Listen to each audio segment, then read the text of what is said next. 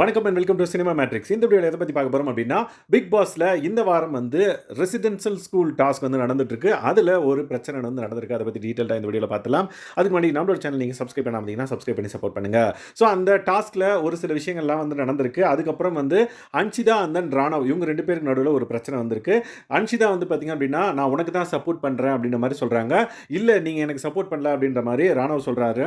And then திரும்ப திரும்ப அதையே சொல்லாதீங்க அப்படின்ற மாதிரி ராணவ் வந்து ஷவுட் பண்ணுறாரு அன்ஷிதா கிட்ட.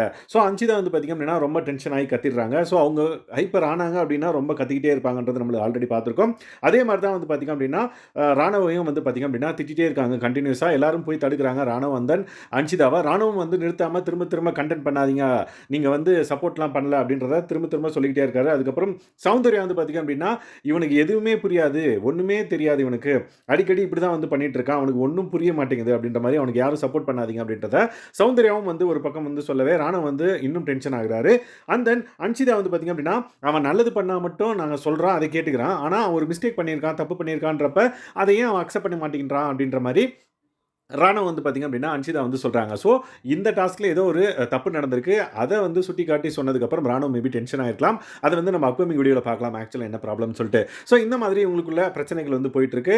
நடுவில் முத்துக்குமரன் வந்து பார்த்தீங்கன்னா ராணவ் கூப்பிட்டு நீ ஏதாவது பிடிக்கிற மாதிரி பண்ணு, அதுதான் உனக்கு வந்து நல்லது அப்படின்ற மாதிரி முத்துக்குமரன் வந்து பார்த்தீங்க அப்படின்னா ராணவ் வந்து லைக் வார்ன் பண்ணுறாரு. அதுக்கப்புறம் கேப்டன் ஆஸ் அ கேப்டனாக வந்து அருண் வந்து ஒரு சில அட்வைஸ் எல்லாம் வந்து கொடுக்குறாரு. ஸோ ராணவ் வந்து அருண் கிட்ட என்ன அவாய்ட் பண்ணுறாங்க ப்ரோ அப்படின்ற மாதிரி சொல்கிறாங்க. எல்லாருமே அவாய்ட் பண்ணுறாங்க அப்படின்றத அழுத்தி சொல்கிறாரு.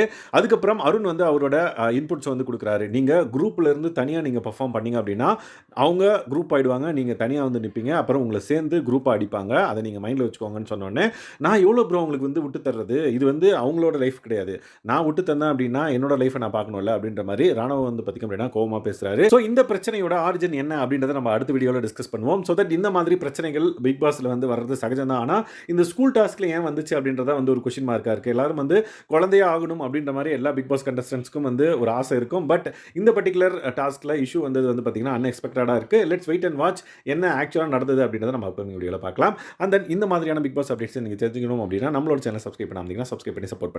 Thanks guys, bye.